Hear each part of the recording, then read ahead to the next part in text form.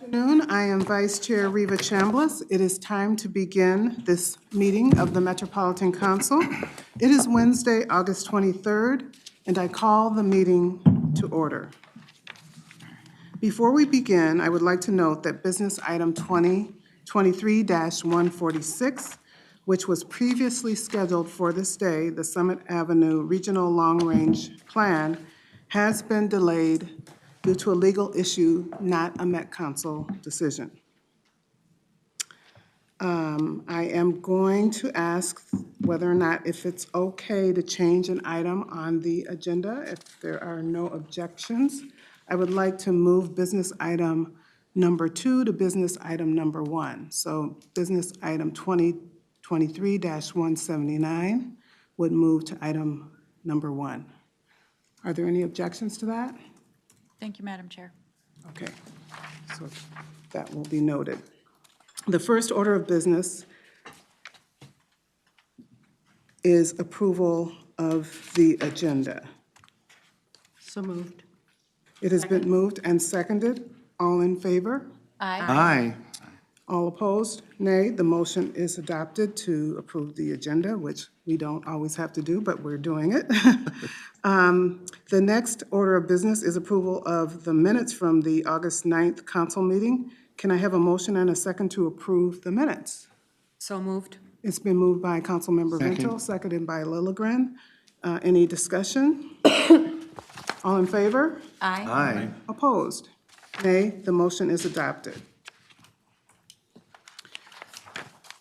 At this point in the meeting, members of the public who wish to address the council on matters not on the agenda may do so, and they can limit their comments to 3 minutes.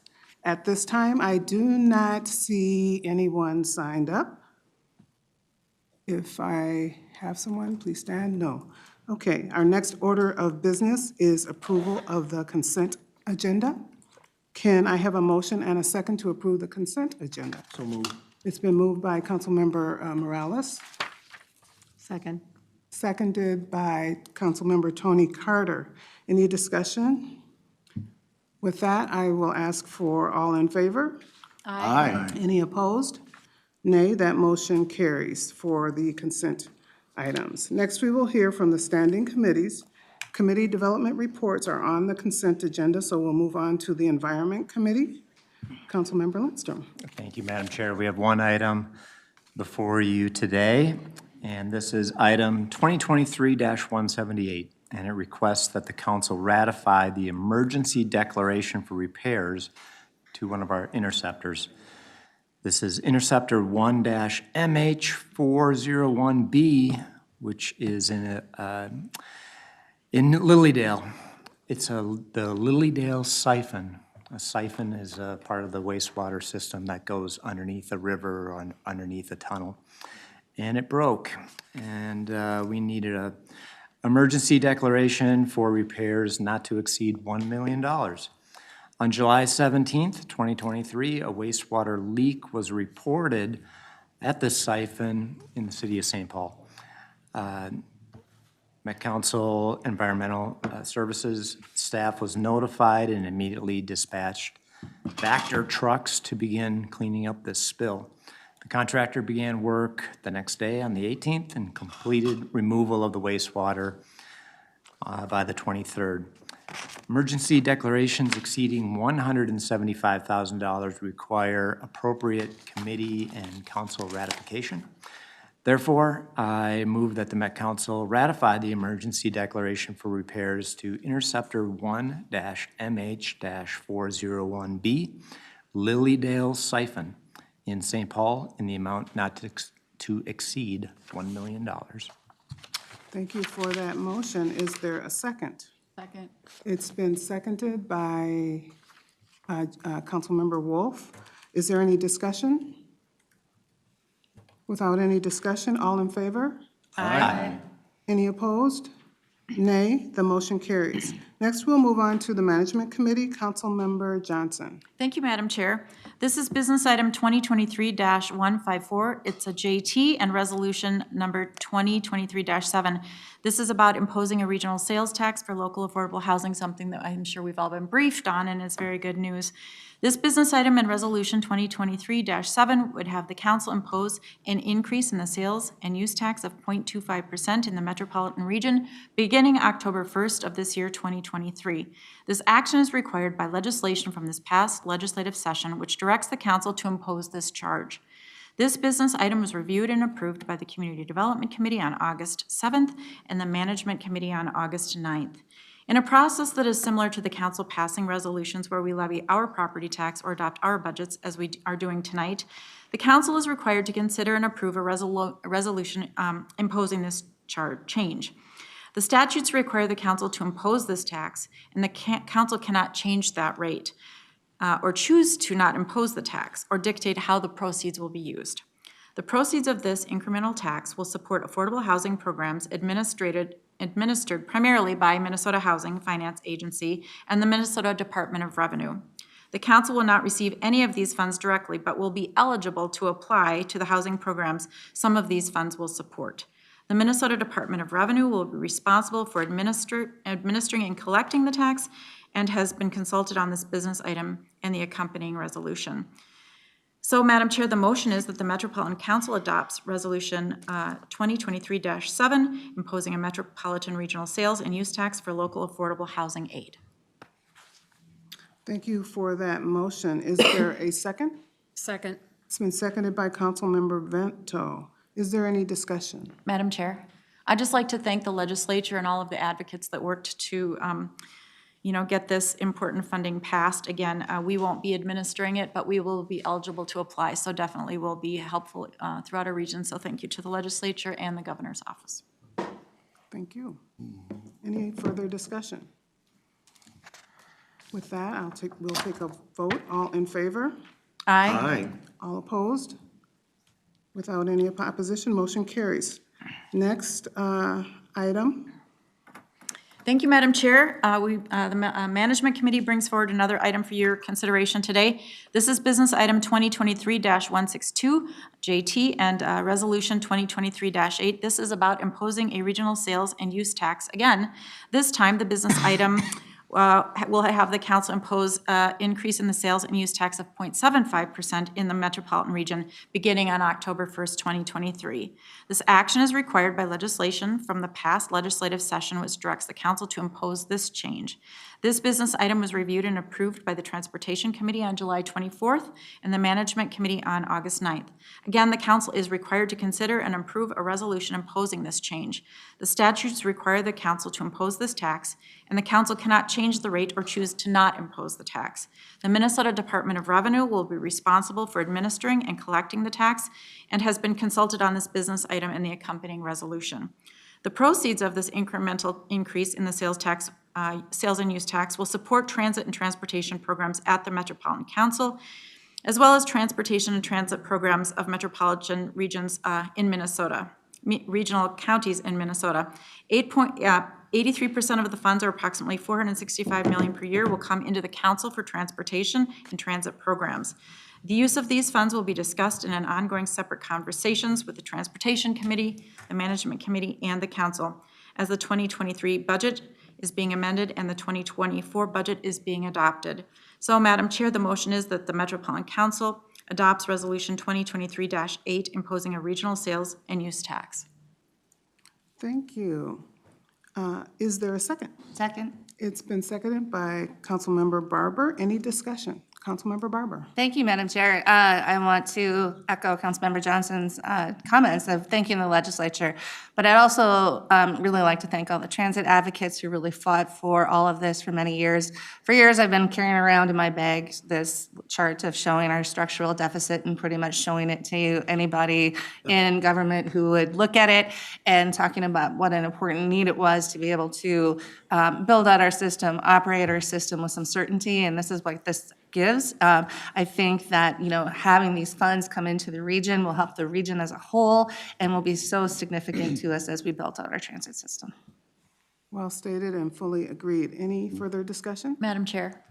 And I would second Councilmember Barber's comments on this, and I would say too that it will be good as we go through our budget cycle to learn the impact of what this money will be and how far we can take it. So I'm very grateful to the legislature and the governor's office as well. Thank you. Any further discussion? With no further discussion, is there a second? No, all in favor? Aye. Any opposed? Nay. The motion carries. Thank you so much for those items, Councilmember Johnson. Next will be the Transportation Committee motions. Councilmember Barber. Thank you. Madam Chair, council members, business item number 2023-176 is for 3 actions on the Systems Construction Contract 17P003 with Aldred Parsons Joint Venture.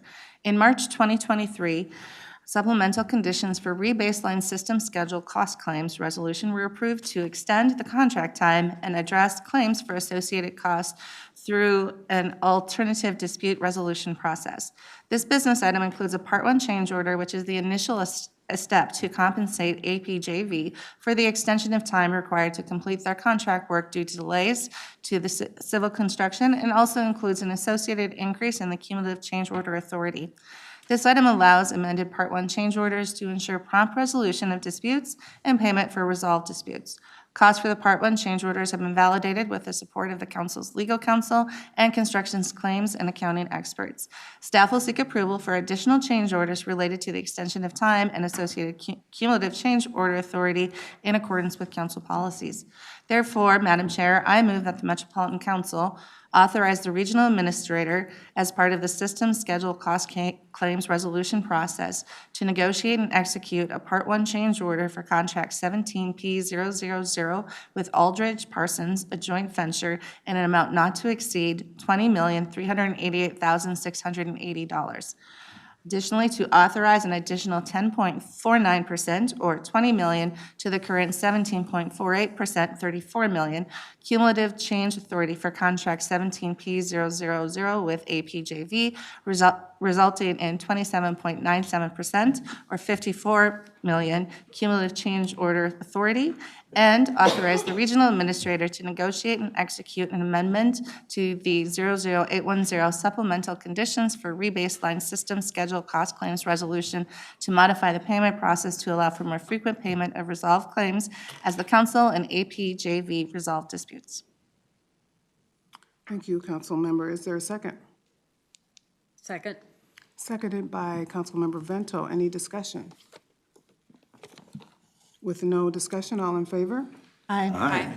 Opposed? Nay. The motion carries. Thank you. Madam Chair, council members, business item number 2023-177 is for actions on the Green Line Extension Settlement Agreement with London McCrossin Joint Venture. In January 2022, a settlement agreement with LMJV was approved to resolve cost disputes due to an additional 34.5 months required to perform civil construction contract work. The settlement agreement established a minimum value for resolving the disputes in the amount of $210 million. With the support of legal counsel and construction claims and accounting experts, the council has resolved total costs approximately $209.9 million. An increase of $75 million is required to resolve the remaining categories outlined in the settlement agreement and to resolve additional matters related to civil construction under the alternative dispute resolution process in the settlement agreement, including delays to the construction of the Kenilworth LRT tunnel. Therefore, Madam Chair, I move that the Metropolitan Council authorize the regional administrator to increase the not-to-exceed value of the settlement agreement, council contract number 22M013, with the London McCrossin Joint Venture in the amount of $75 million for a new total not-to-exceed amount of $285 million, and to make future payments as defined in the agreement. Is there a second? Second. It's been seconded by Councilmember Tyrone Carter. Any discussion? Seeing. Oh, thank you, Madam Chair. Just want to say really thank you to our project office. These are very complicated agreements, but doing this really is in the spirit of what we agreed to when we knew the project budget was expanding, but how we could also be efficient and be very conscious of what we're spending and why. So just much appreciation to the project office. Same here. Much appreciation to everyone who worked so diligently to get this agreement in place. So with that, with a second, all in favor? Aye. Aye. Nay. That motion carries. Thank you, Madam Chair. Madam Chair, council members, business item 2023-58 is for the Metropolitan Council to authorize the regional administrator to negotiate and execute the 2023 through 2024 Blue Line Extension Capital Grant Agreement, number 22I038 with Hennepin County and Hennepin County Regional Rail Authority in the amount not to exceed $75,305,000, and to issue limited notice to proceed number 2 in the engineering services contract, number 22P103A, to advance design plans and complete the municipal consent process. The proposed CGA 22I038 replaces 2 former Hennepin County and HICRA grants agreements with a single agreement effective September 1st, 2023 through December 31st, 2024. These funds are the primary funding source at this time for the Blue Line Extension project and our planned future federal match.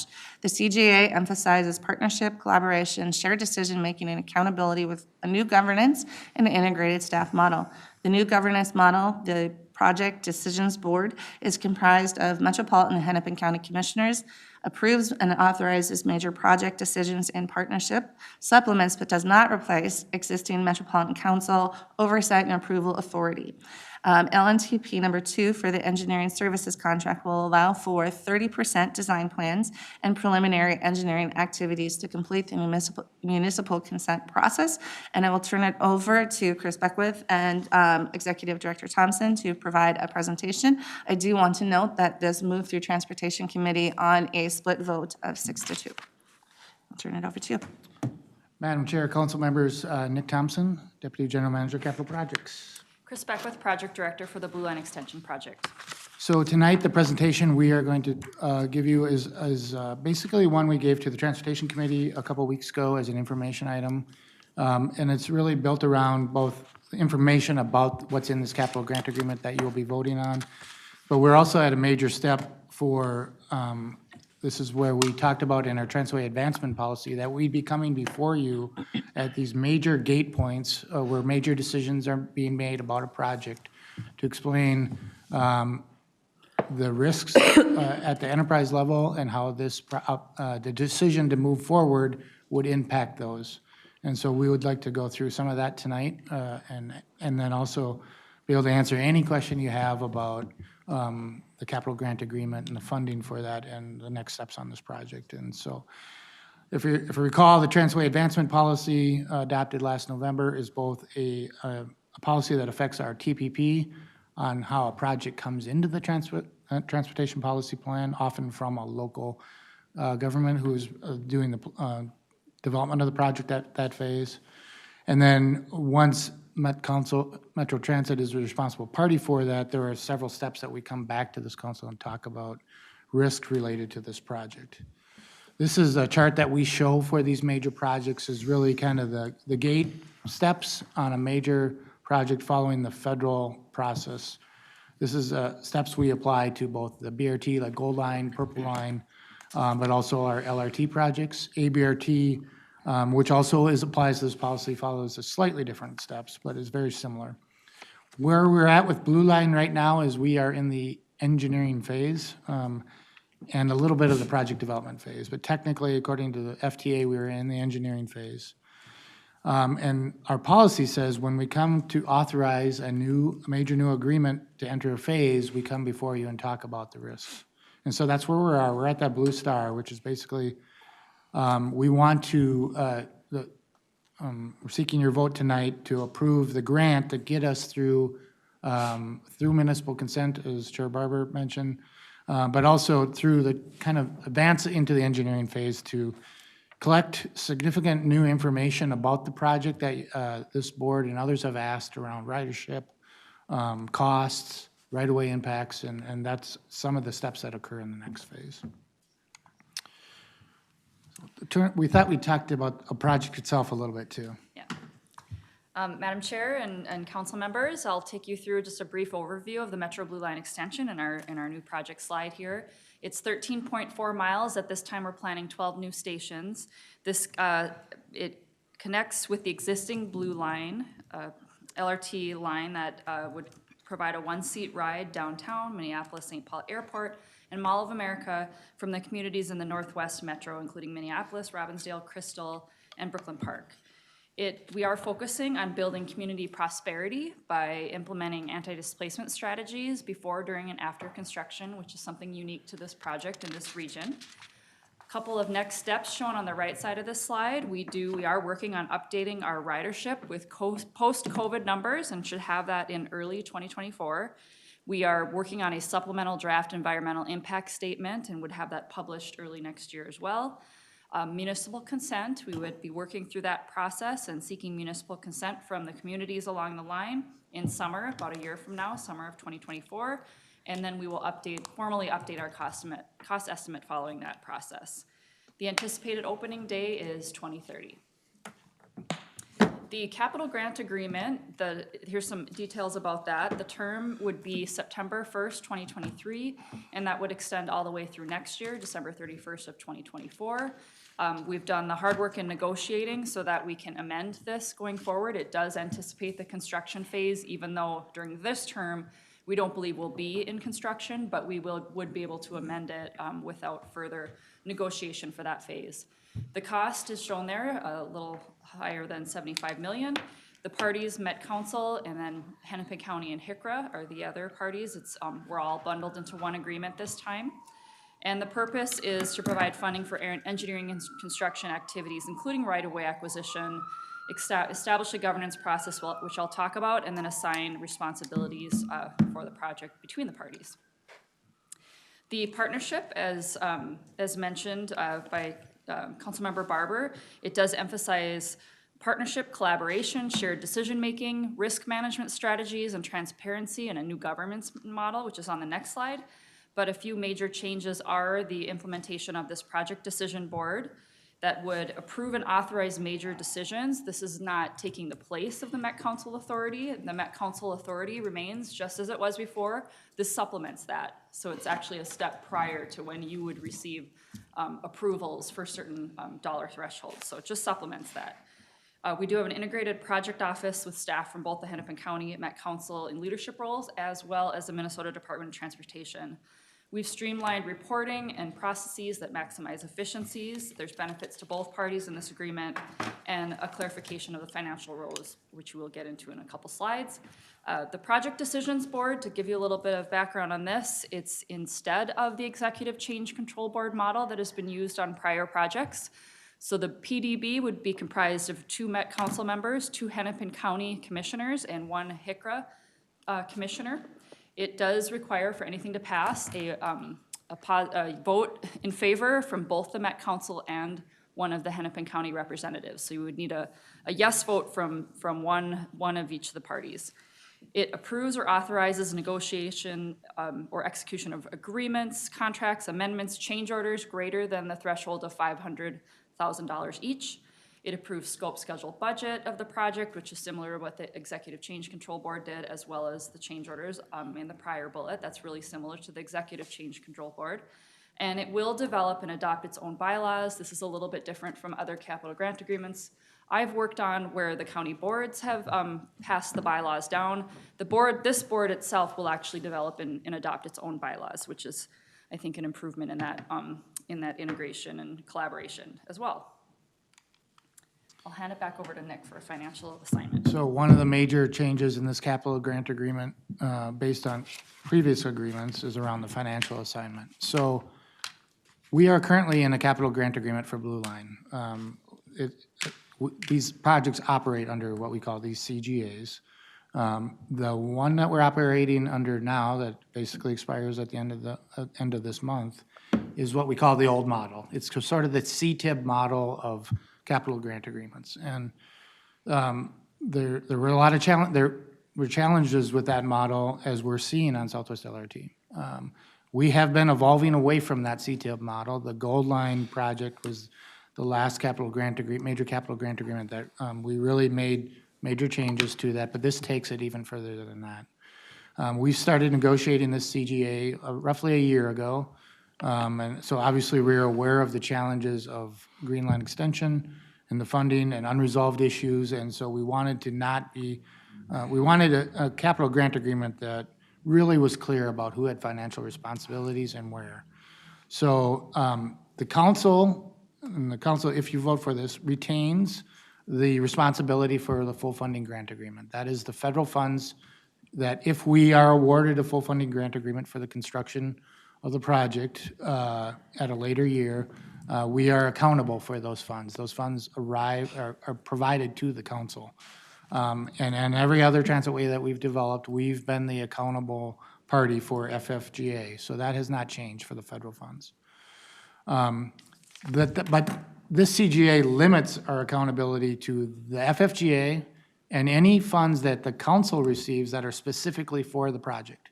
So we did not have that control around the council financial accountability on previous projects. So we are limiting exposure financially of the county to federal funds. We've added and any other funds given to the project because if you recall, this past legislative session, the council project received $50 million for the Blue Line that comes to the council that we provide to Hennepin County. So we wanted to make sure if there's any grants provided to us to the project that we had a way to add those to the project budget. We are protected from any cost increases. And so one of the challenges with the Green Line extension is that was an unresolved issue. If we exceeded the project budget and funding, who is responsible for that? In this capital agreement, the council is not responsible for that, any cost increases above its federal funding responsibilities unless you agree to those increases. So you're in control of that on this project. So that is a major change compared to past capital grant agreements. There's also a very important step as in the governance model. The council has a vote on the project budget. That's a very important step. The budget is passed by the PDB as one step. We need to get the budget right for the project, and so that it covers all the risks of the project and is the right sized budget. And so you'll have control over that by having a say, and the council has to have a yes vote in the PDP for a budget to be approved. And so there's control mechanisms through that are new. What is not covered in here financially is operations and capital maintenance.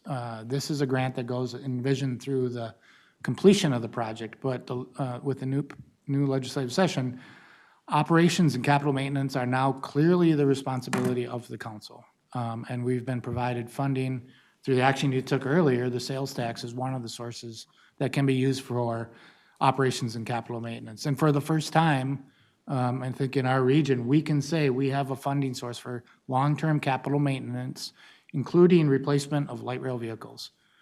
We have not had that mechanism before, and now we have, based on our forecast, and the forecast we will show you through our budget process this fall, that we're confident that there is a new stable source to cover capital maintenance and replacement of light rail vehicles, which is probably one of the largest expenses that had been unfunded on existing light rail lines. And then Hennepin County, in their role, is responsible for the local share of funding, engineering and construction phases, including project startup costs, which are a project eligible expense in this project. And so really, they're responsible as the local funder until the day we begin operations. The day we begin the service for the public, then we become the responsible party for operations. So what we really tried to do here is be very clear in responsibilities. We've been missing this clarity, especially when issues developed outside of what the budgets are. Prior to Southwest, we delivered every project under the project budget, so we did not have to find additional funding. As we've talked before, the challenges we encountered, the CGAs didn't envision that, and so we wanted to have all scenarios covered in this as we reach this agreement. So back to our policy, we said we'd come before you and talk about the enterprise risk. Each of the projects themselves have a very robust risk process about the project. The project risk register, we won't be going through that tonight, but the project risk register is around what risks are there to actually complete the project.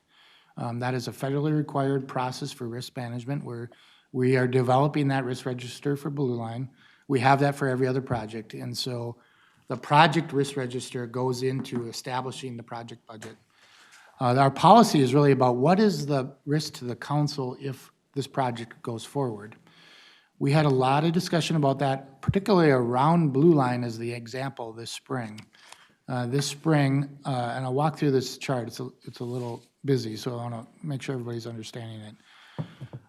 The previous risks this spring that we established as the top risks are on the left column where they ranked and where they're top ranked and what their level of risk was, from very low to very high.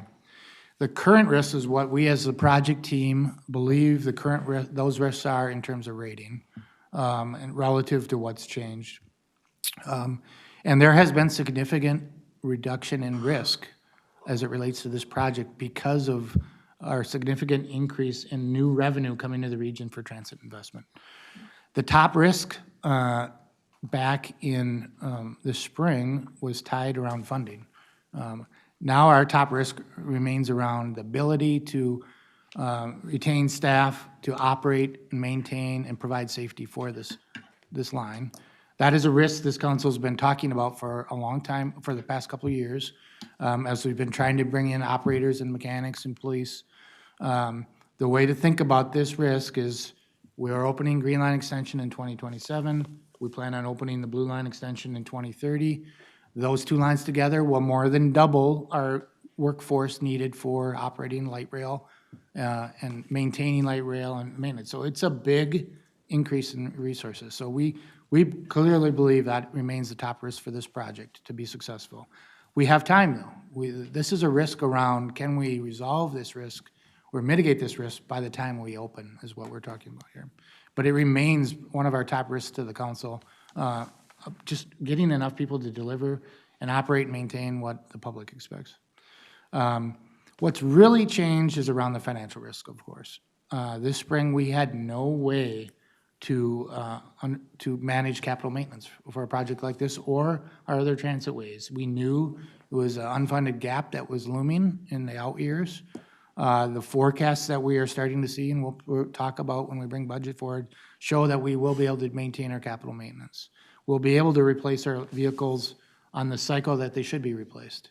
And so, we believe with our new revenue sources that one of which you voted on tonight, this risk is essentially very much resolved, where it was a very high risk.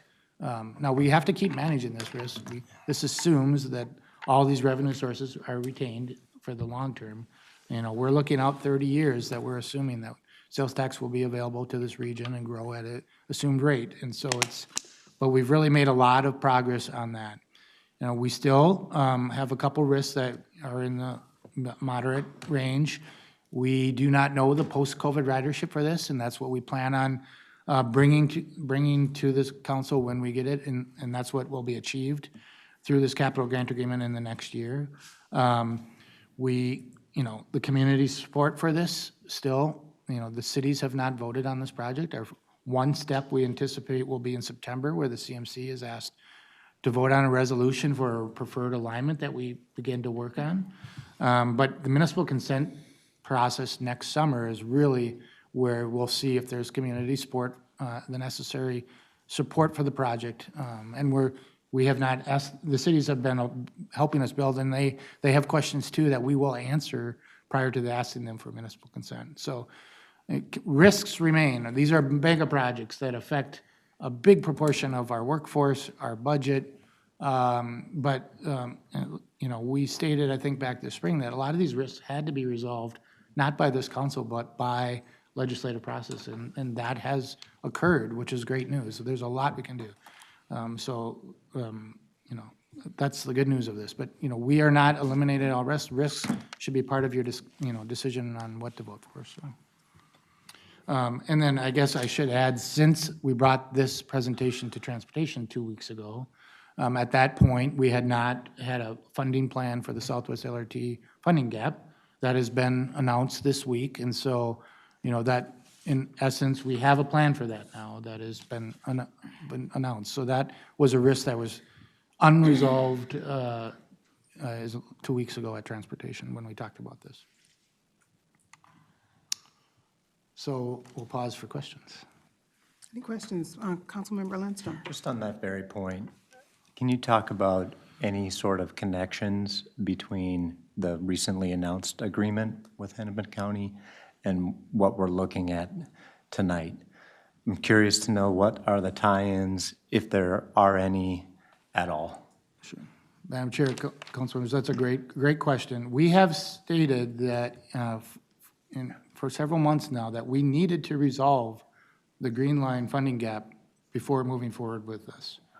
And so in essence, there is an agreement in principle on how to resolve that. We have also heard from FTA that it's very important for this region to resolve that funding gap before advancing more projects. And so there has been a tie, not just to this project, but to future projects where we seek federal grants, that we need to resolve that because the interest of the FTA is to complete that project that they funded. And so I think there has been direct ties to getting that gap solved. With that deal, I think that allows us to bring this action forward. We said we would bring this action forward to this council after that a solution was found for that funding gap. And I think what was announced, that allows us to bring this forward for today. Thank you. Do I see a hand over here? No, Madam Chair, I think you should potentially ask for a second so we can have discussion. Okay, is there a second? Second. It's been seconded by Councilmember Morales.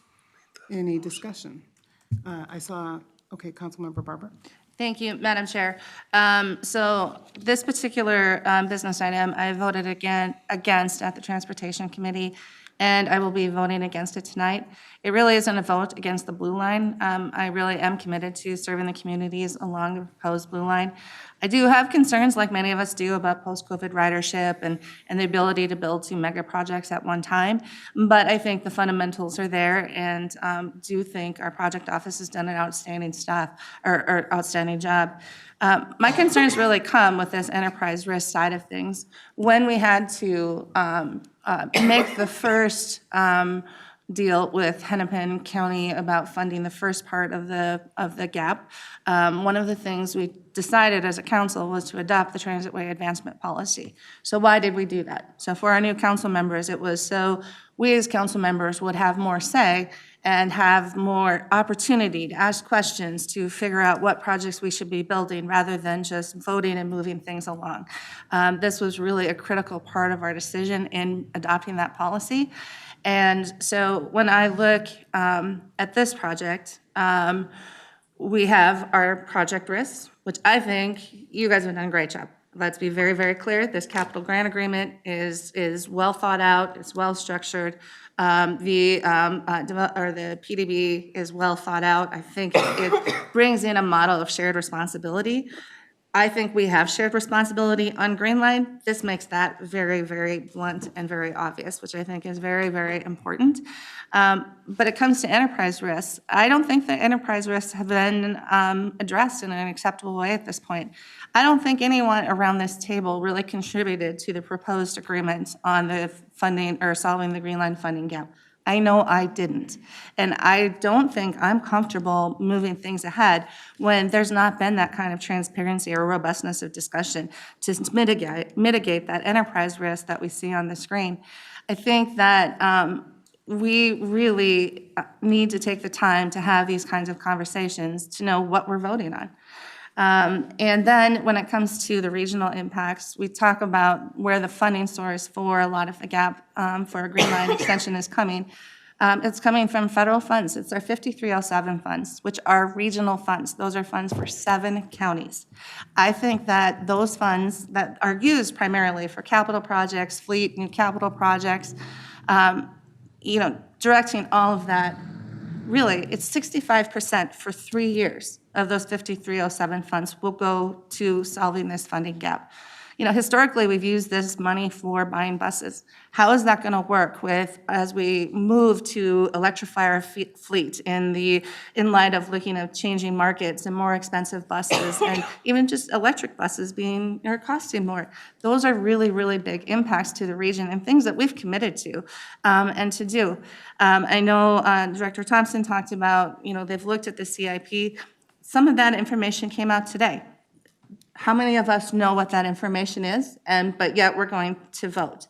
And so I have concerns about this right now.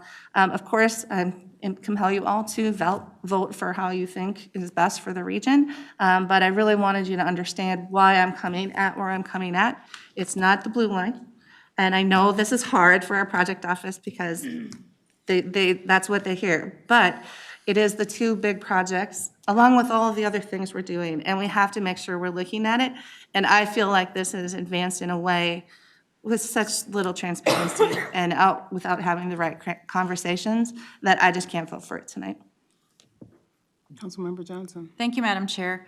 I want to echo what Councilmember Barber said, and even though we're not on the item that would authorize the Hennepin County funds to move forward for this project, I do want to let everybody know that out of management, it did not pass. It went on a 3-3 vote, and the motion did not pass.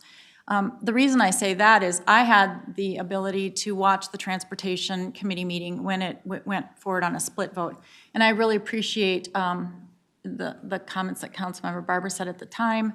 I really also appreciate the comments and concerns that Councilmember Vento raised, and of course, everybody that was there that night casting a vote. But things have changed dramatically because on Monday, this new information came forward, and I'm not calling it a deal. I'm calling it a proposal, because a deal sounds like it's, you know, a done deal, or a resolution sounds like it's done. This body, to my knowledge, has not had a chance to even better understand what this deal is. So I really want to talk a moment about process here at the council. So in my 4 years on the council, I first of all want to say to staff, you're experts and you bring forward information for us to make decisions, and we are very fortunate to have everybody here on staff who works at the council. I will say though, and some of you might have heard me, even the new council members, that I don't like 11th hour votes, because in my 20-some years governing, I like to be prepared. I like to be able to watch past meetings, committee meetings. I'm sure none of you today heard our wonderful and robust discussion we had at management, because it happened at 2:40 today. And there's important things that I think on either side of this issue. Let me just say this. We are all about moving forward so that this transitway has the best-in-class service that it deserves. And the investments in this corridor have been long coming. So I can say, you know, it's something that I'm very committed to, and really look forward to voting on whatever it ends up being, whatever line, mode, whatever. But I agree with Councilmember Barber, and community has spoken where, you know, some are saying, can we take a pause? They've got the local papers that represent this corridor's part of the region has just said maybe we need to just take a moment as we are trying to work our way through Southwest. And with that said, I think it really comes down to making sure this council is just informed so that we can move forward not only on Southwest but also Blue Line. So I would like there to be an opportunity where this council, as I think we should be on especially major projects like this, have the time where we sit either at a council of the whole dedicated to simply looking at the proposal that was reached between Chair Zelli or whoever was negotiating and the county on what that participation of funding for Green Line means to not only that project but to the rest of the region. Secondly, I think it's really important that we also give this, this agreement we're looking at right now another great opportunity where the council can ask questions. If you're in transportation, this is in your wheelhouse. Maybe in management, we get to see it once in a while. If you serve on the transit policy work group, possibly. But everybody should be ready to understand what's really involved in this. And let me just say this. I appreciate the county coming to the table and bringing their best intents forward. I don't question anyone's intentions in this. What I'm saying is, though, this council, and we need to start governing in a way where we are fully informed, and then we can make our decisions based on that.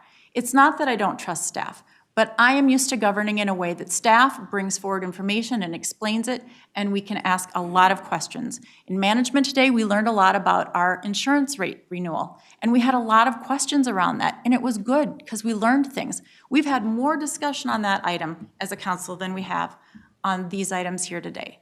So, and please watch that because it was very informative. So, and again, on the grant agreement, I just have questions, and I'd like to be able to take a moment in time where I could get them out. Some of it is simply, well, you know, these projects take so long. So we might not be around, certainly when they're finished. Other council members will come in. Same with the county. We've seen this. These projects are decades long. And we get people that are elected to office that change their minds. We are experiencing that right now. So I just want to make sure that these grant agreements have teeth by which people have to stay in that agreement and can't walk away from it. And I'm not sure about that yet. So, Madam Chair, you know, I am ready tonight, when it would be appropriate, and I can do it now, to offer an amendment to this motion whereby we would postpone the capital grant agreement, or I'm sorry, the capital grant agreement for Blue Line, and at the next item on our agenda is bring those together along with the, you know, the proposal that is being offered for us to consider with the solutions for funding for Southwest. And may I add, the last line on this announcement that was put out, it says the funding agreement is subject to approval by both the Metropolitan Council and Hennepin County Board. That is awesome. So I talked to Chair Zelli, and I appreciated what he would do last Friday on a phone call with me to help me understand what all this means. This is my notes. This is what I have. It's not a report from staff. It doesn't tell me what will happen to projects throughout the region. It doesn't tell me to projects that I might have in queue in my district. And I asked, well, when will these votes be taking place? He thought September, but we've learned that that's not the case. Well, I would like that kind of a vote, at least with the ability that this council can ask all of your questions, because I still have questions, and I've had very little time to figure out what this means. So I'm not saying no to Blue Line. I'm saying, can we please have more time so that we're not doing an 11th hour vote, we're not taking the word of others, we're not hearing things that might not be in agreement. We're letting the committee process work, and we're giving everybody a shot at that. So with that, Madam Chair, I will move to amend the main motion that we bring back Blue Line Extension Capital Contract Agreement and the Special August Transportation Budget Amendment and a discussion about the funding solutions for Southwest Light Rail at a meeting of the Council of the Whole where these subjects come together for discussion without any other items to happen before the end of October. Second. Madam Chair, could I be recognized? Yes, please. If you are wanting to postpone this to a date certain, you can only postpone it until the next meeting at which business is regularly transacted. So that would be the first September meeting of the council. You cannot postpone it to Madam October. Chair, thanks, Ann. Madam Chair, I appreciate that. In my 20-some years, we were able to not table it because that would kill it, but we could postpone it to a date certain. And by doing so, you have to allow staff in this setting to be able to come back with the information that we would be needing. And you've heard earlier tonight that we'll be getting those capital 30-year plans coming forward. That, of course, is tied into all of this information, something I've never seen on the council, something I don't think we've ever gotten on the council because we haven't been able to do that. So I would defer to your expertise, but I would also say for 20-some years and having, you know, also led meetings, if we postpone it to a date certain, it is not killing it, and I believe that is allowed under Robert's rules. May I, Madam Chair? Yes, I've been deep in the Roberts Rule rabbit hole this week, and my colleague is back there. I may phone a friend if I need to. I also thought that was possible to push it past the next business meeting, but it's not. According to the rules, if you're going to postpone it, you can postpone it till the next council meeting. If you want to vote to postpone it again at that time, you may do so. So I think the council needs to be aware of that if they want to postpone it to a date certain. And also, what that means is you could debate postponing it until the next council meeting. That's all you can debate. You can't debate the merits of the underlying motion, and it would be the majority vote. With that, Madam Chair, I'll let you continue. And Madam Chair, if I may, Thank you for that clarification. I do appreciate that. And I would just pose this question, then how in the world are we ever supposed to get this council the information that it needs? I don't think Robert's rules is set to not allow that. So I would just respectfully disagree, but I defer to your expertise in this case because you are the one who advises us. I would just say, Madam Chair, as this is the motion before us, I would just say this council needs some more time. It's not a delay tactic. It's not to stymie a project, but it's to just make sure we know we're voting on it and just to make sure that we know the consequences, good, bad, or indifferent. And it doesn't say that we are not committed to Southwest, and it doesn't say that we are not committed to a great transit way following the Blue Line corridor, whatever route it takes. But to vote on, I will not be able to vote on this today in the affirmative. And I'm just saying, I really hope this council tonight will take the opportunity to figure out how to get the information it needs. Otherwise, I would simply ask that you vote it down. And if staff can come up with a plan to get it to us before the end of October based on our council's advice on the postponement, I would postpone it if that's our rules to the next meeting, but I would also ask council or staff to put together a schedule before the end of October. And I know there are things happening with other pieces of this that you've mentioned tonight that will be happening within that time span. So it's also to allow other votes and other processes to continue, but it should come before us before we take a vote tonight. Otherwise, I just don't know how this council, without all of the information that we should have, can vote tonight. Councilmember Johnson, as you kind of gestured towards the table, is there information that can be provided from the table, Nick or Chris? Yeah, Madam Chair and Council, I believe, based on the questions that have been asked to me about this over the past few days, that I'm prepared to answer those questions tonight. I can talk about, in general terms, about our long-term forecast.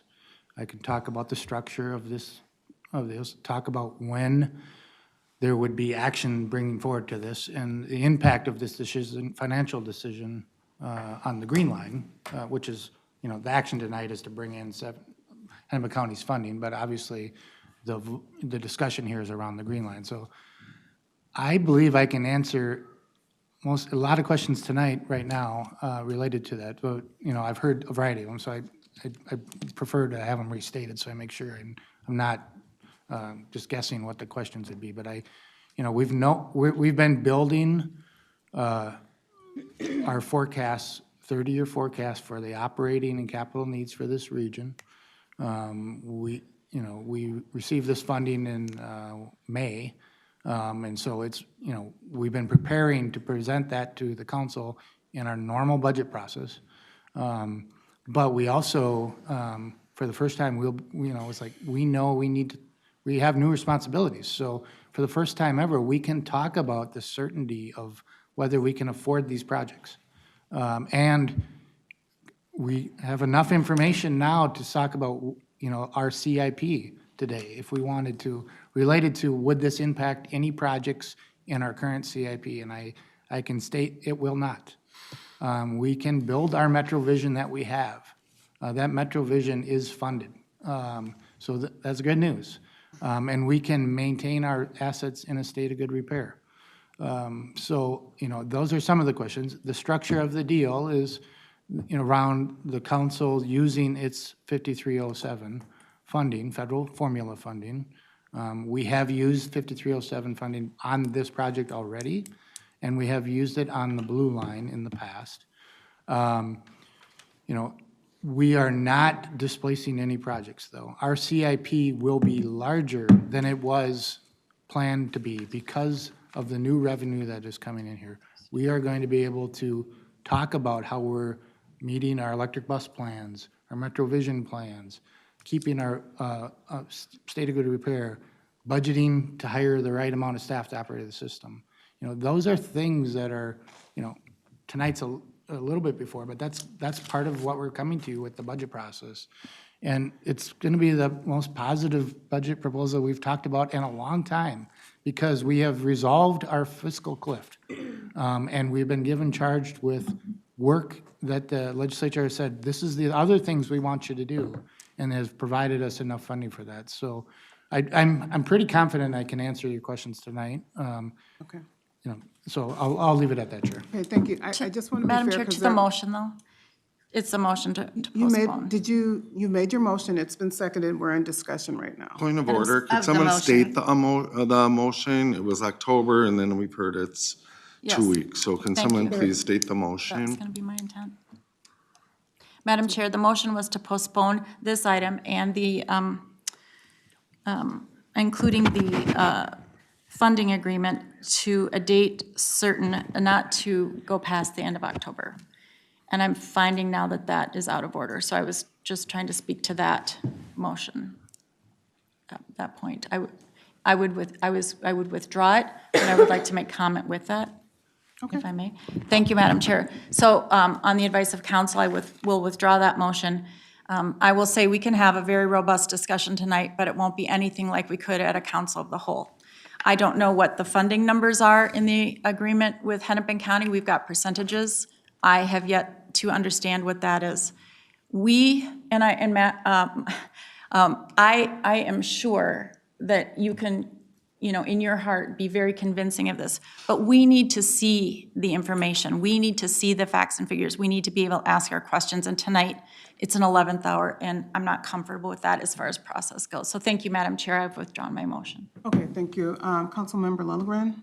Thank you. So we're debating the main motion, correct? Yes. Thank you.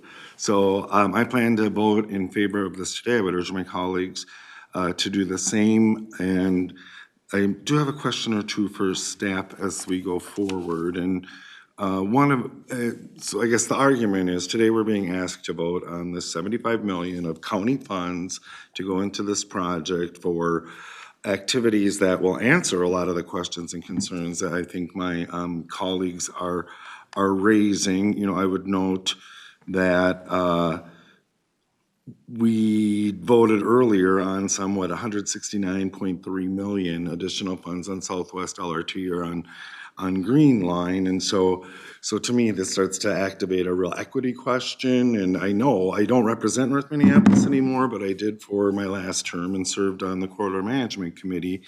And I think that a lot of people in North Minneapolis would raise that as an issue, where we're willing to spend our funds and where we're not. I love the news that you just gave us, Nick, that we're not displacing any projects. I know that in Management Committee, there was a lot of concern expressed about sort of local impacts.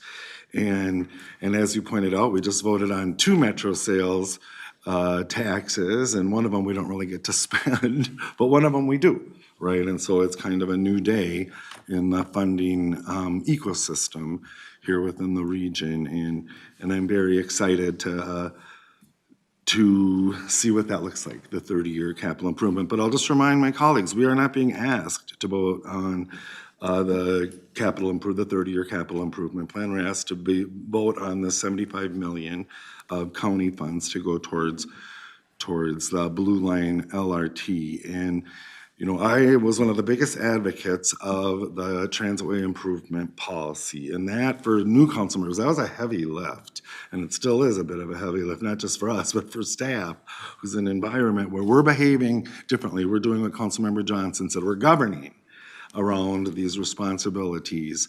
But I think taking this decision out of that is making decisions not based on policy. As we've heard from staff, this is consistent with the Transitway Advancement Policy, and I feel like if we start making decisions based outside of policy, that we would start to look arbitrary and capricious in our decision-making. I would note that on the Southwest LRT projects, again, 169.3 million in additional funds, we didn't have we had the information that we had, and we make decisions based on that. And so I am very much in favor of moving this forward. We need to get to municipal consent. We need additional work that needs to be done before we can make the decisions on where some of the other funds that we direct towards this project. And we need resources to do that, right? And here's the resources from the county. And I get it's happening in a very dynamic decision-making and negotiating environment, but that's one of the challenges when negotiating on a public body, right? Facts come out when they come out, and we deal with them. But I'm confident that it's a good move to vote in favor of this action, and I would ask my colleagues to do the same. Thank you. Councilmember Lee, and then I have Vento, Deb, and then Wendy. Thank you, Madam Chair. With due deference to Councilmember Johnson, I as a policymaker, I understand that, we may not always be directly involved in a lot of the parameter setting in negotiations. And if Chair Zelli is going to delegate some of these negotiations to other staff persons or himself, I'm totally fine with that. These are not full-time positions. And so I can't be at every meeting with Charlie or with Nick or anyone else on staff. And so I understand that can't always happen. And I think that, we will not always find ourselves in enviable positions with our votes, but making hard decisions is what we signed up for. And executing and planning a world-class transit system in a world-class metro area is what we signed up for too. And so I will be voting yes. Okay, Council Member Vento. Thank you, Madam Chair. Councilmember Lee, I agree with you that we can't be in all those negotiation sessions, and I don't think that's what Councilmember Johnson was suggesting. I think in order for us to make, to be responsible, going back to our oath of office, I think we're obligated to have as much information as possible about all of the nuances in the issues that we're dealing with. And I don't feel like I have all of the information. As Transportation Committee Chair Deb Barber so beautifully articulated, and I've only been on the Transportation Committee for a short period of time. I still feel like I'm on a steep learning curve with it. But I have to tell you that this is tough stuff, and we're spending big bucks, and we've got a huge, huge audience of critics out there who don't trust us. They don't trust the Met Council. And until we start really getting into the weeds on some of this, and I don't mean negotiating contracts, I don't mean doing staff members' work, but I do mean being informed voters when we vote on motions brought before us. I think it's critical. And Councilmember Littlegren, I can't disagree with you about the equity issue in North Minneapolis, but I want you to know that we have equity issues throughout the 7-county metro region. And those of us that represent areas of the region where there has been significant cutback in transit as a result of the pandemic, we look forward to rebuilding back our transit system. We want to get back to where we were before COVID, and then we want to be able to go forward. And I need more information in order to do that, and because of that, I'll be voting no. Thank you. Councilmember Barber. Thank you, Madam Chair. Number one, I just want to say I appreciate this discussion and people really talking candidly about it. I think this also is part of the spirit of the Transit Way Advancement Policy, that we have some of these conversations. Contrary to Councilmember Littlegren's feelings, I feel that the conversation about the enterprise risk is using our Transit Way Advancement Policy. I'm clear, I think that applying that lens to the project side has been done pretty well. I think we're not finished with our work on the enterprise and sort of council-wide side of things. And as far as, having to make hard decisions and having the courage to, I feel that's what I'm doing here today. So for your Transportation Committee Chair to be speaking out on this is unusual, and I know that, but it was a choice I made because I look at the region, I look at my district, and I look what the impacts can be on what we're doing, in particular with the Green Line Agreement is concerning to me. And I do know that we did vote in the transit sales tax tonight. It's wonderful, lots of great stuff. We have a lot more money. We no longer have a structural deficit. Also, we now take on all the capital and operating expenses, which is in the hundreds of millions of dollars just from Hennepin County in the next few years. We also, who also gets to maintain their half-cent transit sales tax. So there's a lot of things. And part of that, even the discussion that we're having overall right now, is not everybody is fully, I don't think all the numbers have been built out on all of the actions after the transportation bill, which was significant, but a lot of players are still trying to figure out exactly where everything is at, including us. And so, I think that, both us and our partners are in a different position than when we were talking last fall. Both sides have more money right now. And so that's part of the reason why I'm having trouble with the current deal as it is proposed. Councilmember Wolf. Thank you, Madam Chair. As Councilmember Barber said, this is a very unusual situation. I've been here for 14 years, and I have not seen something we're voting on that is less transparent in all of that 14 years. I don't know who decided that that deal was a great deal. And I've asked questions about it, and nobody's given me any answers. And I've been watching, and it is an inherent part of our discussion tonight, because the FTA and the council said we had to resolve the Green Line funding before we could do any more Blue Line work. So by voting, if you vote for this today, you are effectively authorizing that deal that none of us knows what's really going on. And that's not normal, to be making a vote of this magnitude without having the information. It's completely non-transparent, and people think that we're hoarding all this information and not being transparent with the public. But no, we as council members do not have information about that deal, about who made the deal, the details, and why. And we're talking about spending 7-county money without any of the other counties having any say in that. Hennepin is deciding for all of the other counties that that is how we're going to resolve this. And I'm not comfortable with that. That's not fair. I was here when all of this started. I'm the only one that was here when all of this started. And the Green Line was not a normal line even back then, because it was the first time that one county said, I want to do a project alone, just me and the feds. And that's not normal. Now we're getting to the end of the project, and we're still being told, no, it's the Met Council's problem to pay for the overages, when Hennepin County has been there every step of the way. And we've always had to have them okay every single change all the way along before we could do anything, because it was their money that they wanted to spend. And I understand why the Hennepin County Commissioners are frustrated, because they're not the ones that were there at the beginning.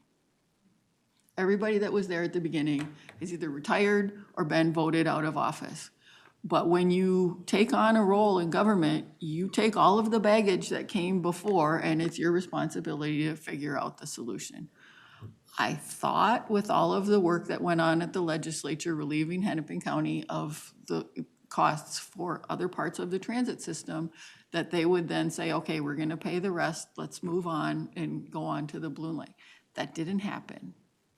Why? I don't know why they believe that. I've not been privileged to have those discussions, and I've asked questions, and I've not had anybody really explain to me why it was decided that we need to pay basically half with everybody else in the region's money. And it's unfortunate that we have to vote basically on the Green Line tonight because of the timing of all of this, not having the agreement in front of us before we get to the Blue Line.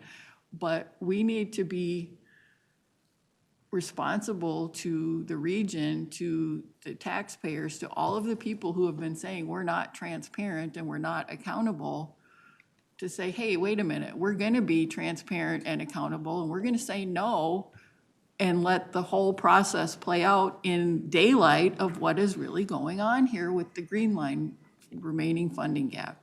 So I will be voting no, and I urge the rest of you to take the hard way and say no, and hold up transparency and accountability where it needs to be. That's our job. Madam Chair.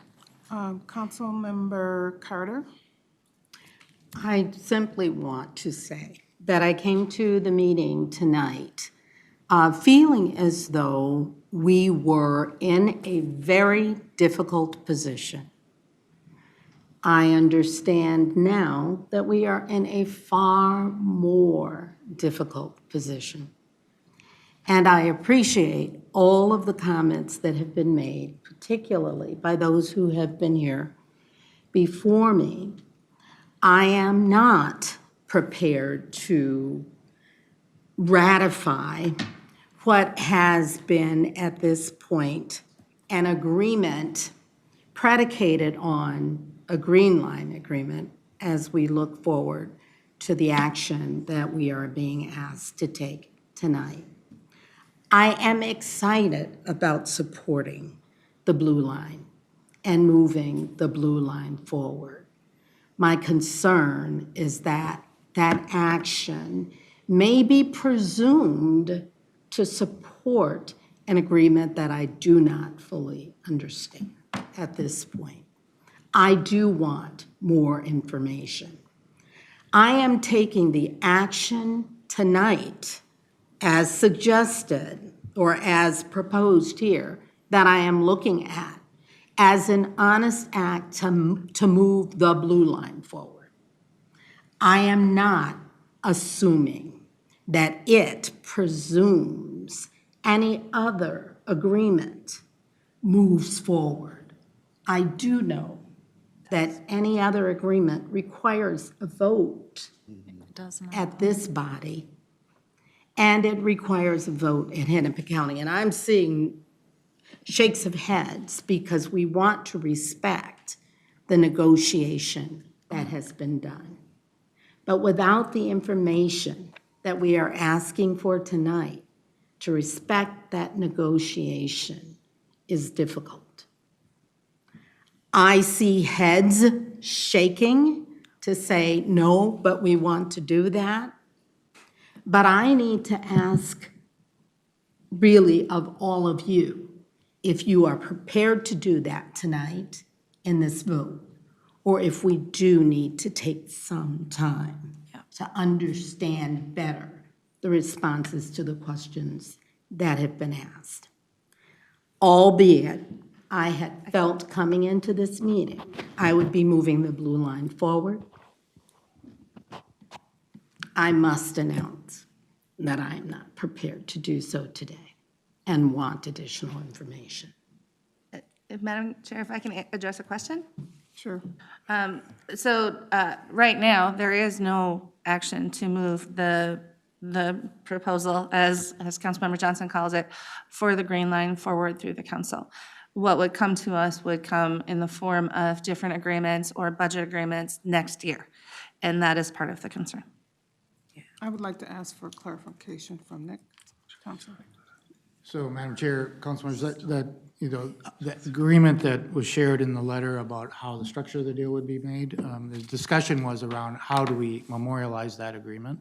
There's not negotiations, an agreement that is approved by the council and the board is part of that. That's one. There's also there's going to be multiple approvals in order to implement this agreement. The reason let's talk about the deal as it's described in there. It's focused around the capital need for Southwest LRT. So capital need is the unfunded portions of the capital cost for the project that we've been talking about for over 2 years. I'd love to say what that number is, but we know that we're entering a federal process that will determine through a FTA-initiated process what the risk is remaining and they will say what contingency we need for the project. And so we could not necessarily negotiate a number. We had to negotiate a share because the number hasn't been set by the official budget yet. So that will occur. The official budget for the Green Line Extension Project is part of the process we are now in with FTA called the Recovery Plan. At the end of that process, those that are funding the project must pass a resolution of a commitment of their funds. And so there's one action I can point to that will occur at both boards. But I think we don't have an agreement to bring before you today to approve, but that is an action you could require of the deal, is that we reach an agreement with Hennepin County. I mean, there's some value in that. It could be in an amendment to the capital grant agreement for Green Line. It could be to talk about how the funding the split would be. I mean, there would be a lot of value in that agreement that would be voted on. So there are structures that can be voted on for that agreement for this. And then in terms of the money itself, that'll come to you in several different ways. We will be amending the Green Line budget to bring in new local funding. We'll be amending over time to bring in the council's share. It will not necessarily be brought in at one step. It won't be because of the way the funding needs are. And so there'll be multiple budget-related votes that you get to make related to the agreement over time. There is a capital grant agreement for the project. There's just several places that you're going to vote on this agreement. It's just the nature of how these projects are too. You know, what was announced was that there would be an agreement before this board, and it can be envisioned. We just don't have the actual dollar value yet because that hasn't been set yet with official budget. But the structure of how the final number is allocated between the two agencies was what was announced. Okay, so what I'm hearing is that we want to hear, there are several council members that want to hear more about the negotiation process and what steps are going to be taking place in between those steps for transparency. I'd like for you to also talk more about the proposed action that is before us today, because we're having a lot of questions about some things that are outside of this proposed action. And we definitely can get to that information, but I'd like for us to focus on the proposed action today. And then if there's information that we are requesting, then that can also be requested today as well. So I see a hand up from Judy Johnson. Thank you, Madam Chair. I appreciate that because we do need more information. But let's just, try to be as transparent as we possibly can. These fell on our agenda when they did because there was an announcement on Monday. So they are tied together for our purposes because we need to understand where the funds are going and how we can move forward on the blue line as well and address the enterprise risks that we have. So for me, I want to also support the blue line, but I think it's critically important that we get all of the information that we can outside of what Nick has told us tonight, but thank you for that. Because this is not the best way to roll up our sleeves and ask our questions and go to our partners, go to the counties, go to the cities, go to other people with projects and say, this is what I'm hearing, what do you think? We need a little time to do that. And that is why this discussion is tied together, and that is what was suggested by staff tonight, as a matter of fact. I do want to just address one thing around equity, and Councilmember Lilligren, thank you for your comments earlier. I take them to heart. This is really about people wanting to do the blue line and also wanting to do all of the other lines well, too. I think North Minneapolis, Robbinsdale, Crystal, and Brooklyn Park should have world-class transit investments. I think they should have other kinds of investments. I think it's a special place in this world, and I've lived in 2 neighborhoods on the north side, and I have family and friends there, and I wrote for the local paper, and I care deeply about the north side. So it is not about, not wanting to do what's right for all of the people along this line. And with that said, I am worried about, the risks around displacement and how are we going to manage that. And, yes, there are people on both sides of this, but I'm hearing from people, community, important business owners, the Business Association, that they're very concerned about this, even with the new alignment that just came out, I believe, last week. I mean, this is just moving at rapid pace. Remember, if it stayed in the BNS railway, none of this would be happening. But we keep shifting and moving, and it's, I think, a stressful process for a lot of people in this part of the world. And I think we've got great people on staff that are working to figure it out. But that does concern me too, because I want to make sure that whatever we do is, what the community really needs and will last for a long time based on the new data that is coming out of post-COVID, but we don't have that information now. For me tonight, it's about the process, and I appreciate the comments that were stated, because if we don't do process right here, we will continue to have votes where we are not sure, or we find out later, as I have done on votes at the 11th hour, that, boy, I wish I'd have had the information I have now, because I could have thought it through a lot more, and my vote might have changed. And I will say some of that is on Southwest. So I've lived and learned a lot in this council. I appreciate our staff, they're experts, but I have never, ever experienced the level of run to the 11th hour, transparency on big items, 11th hour on the clock with not the transparency and participation of this council who has to take the vote and know what they're voting on, the impacts of that, and ask every question they possibly can and feel very informed about their vote. I do not believe we are there yet. We have already vetted some questions here tonight, and I can tell you there's layers and layers and layers more that we don't know and we should know.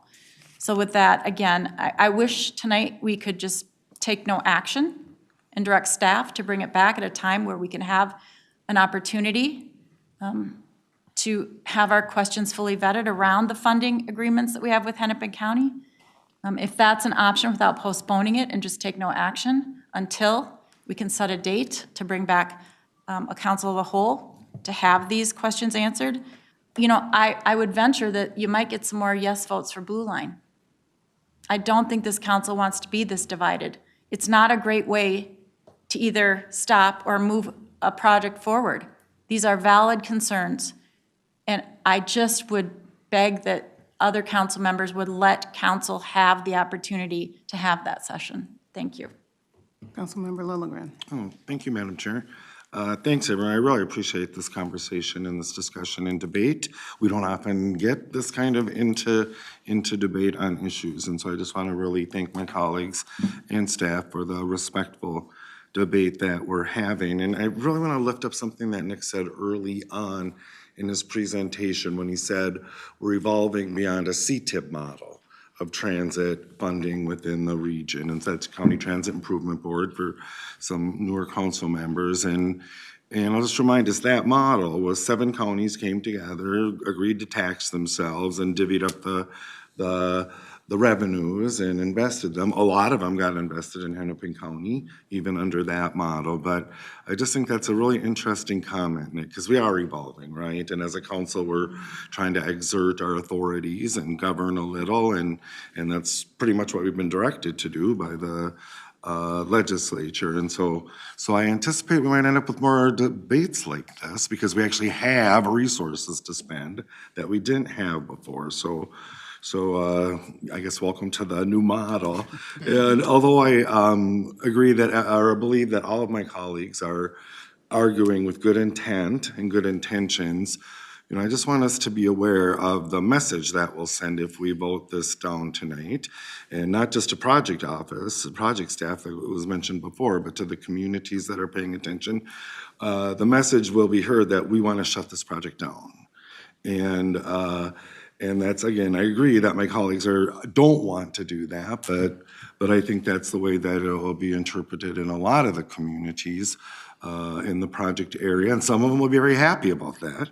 I mean, just to be honest, but we really need, if the additional information that the $75 million can bring into the project to even get to the point where the communities are voting on municipal consent, and many of these concerns can be addressed. And I'll just remind us, we're not being asked to vote to spend Met Council dollars tonight.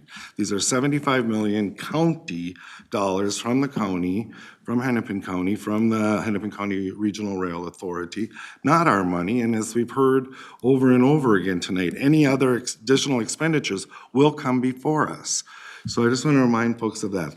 These aren't our resources. These will become project resources provided by Hennepin County that has been contributing a lot to the rail projects within the region. And so again, I really urge us to approve this tonight. Thank you. Madam Okay, Chair. next we have Councilmember Lindstrom. Thank you very much.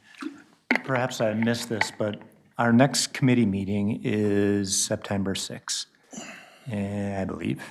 And I believe that's a committee of the whole meeting. So there is a lot that I like about the capital grant agreement, the project decisions board, the close collaboration, all of those things. I think that's, like has been noted, that's a great model that I wish we had a long time ago. But I share some of my fellow council members' concerns about the transparency. I share concerns about the 65% of the 5307 funding, 3 years. That's to be used for 7 counties. And boy, I would love to have an hour, a 2-hour discussion about those types of questions that I haven't even thought of tonight. And I wish I had 2 weeks to think about and digest the discussion. So I guess going back to Councilmember Johnson's, your initial motion, friendly motion perhaps, to delay this until the next meeting, which is the next committee of the whole, is the next meeting, I believe. That seems to make a lot of sense to me. And perhaps, yeah, I'll end there, and I see some hands that are going up, yeah. Okay, so next we have Councilmember Vento. Well, thank you, Madam Chair. Councilmember Lindstrom was kind of going where my mind has been going, and the question I have is, what would happen if the motion to approve this proposed action was withdrawn tonight? We were to have that robust discussion at our committee of the whole on the 6th? Yeah. And then a week later, on the 13th, it would be on the agenda. Yes. Yes, that's what. Madam Chair. Councilmember Anjali. Cameron. I'm going to change my question slightly. So first, I want to echo some of the comments that Councilmember Lilligren and Councilmember Lee have made. I am supportive of the proposed action today. This impacts my district. The equity issue extends beyond North Minneapolis to some of the suburban communities. And I want to caution council members, I understand the concerns about enterprise risks, but those concerns extend beyond the proposed action today. And I would, in not supporting this action, you would be delaying the blue line. And so if I could have the project office staff talk a little bit about what not voting in favor of the proposed action today and a delay of that vote would do in terms of this capital grant agreement, that would be helpful. Madam Chair, Councilmember, that's a great question. So we've worked this through some, sort of unprecedented, but we would, at the end of August, we would no longer have authority for funding of the project. So we would require our existing engineering contracts, we would pause the work on those. Our current staff is funded through capital grant agreement, so I'm going to retain the staff, so we are going to pay our staff from our operating budget. So that'd be project costs related to staff, office things. I would recommend that we would use our operating budget to pay for those, but they are currently all paid through Hennepin County Capital Grant Agreement. So we would pause. With our current, we'd be then operating the project under just our current staff. A lot of the people putting this forward are the consulting engineers and project managers. So those staff would have to pause. So it depends on when there would be new action that would pass. So, the one big step in September for this project was to ask the CMC for a resolution on the proposed route, and that is scheduled for September 14th. I do believe our staff would be able to carry that resolution to the CMC, but it'd be without our consultant support. So with those comments in mind, Madam Chair, I would, I think even more so, in terms of, I recognize the enterprise risks that we've discussed, and I'm not saying that those are not legitimate concerns, but with regard to the Blue Line extension, that this is an important agreement that has been made, and I have not heard comments that anyone is in opposition to the proposed action today, to this agreement, to the agreement laid out between Hennepin County and our council. And so with that in mind, I would strongly encourage members to consider supporting the action before them today. Councilmember Tony Carter, did you have your hand up? You must have read my mind. Again, I know the complexity of the circumstances we're in and the need to resolve the funding issue for the Green Line extension. That gap and what we are doing about it is very important. I came ready to vote for this action for the Blue Line today. I am doubly concerned, of course, having been reminded of what will happen if we do not support the Blue Line action today, the contract with the Blue Line. But I am disconnecting my vote tonight from support of an agreement in principle for the Green Line. And I know that the assumption is that we would, if we move this forward, be also moving that forward. I have to disconnect from that because I do not have the information that I need in order to do that. I am very, very troubled by the need to take this action without an understanding of that agreement. But thank you very much, Councilmember Anjali, for reminding us. Councilmember Johnson, and then Councilmember Wolf, and then Councilmember Pacheco. I'll defer to Councilmember Wolfen. Thank you, Madam Chair. I don't think anybody here wants to have to put these two items together, but life put these two items together. And unfortunately, it wasn't important enough to get to an agreement that could easily get over the finish line. We're faced with what I think is a bad agreement.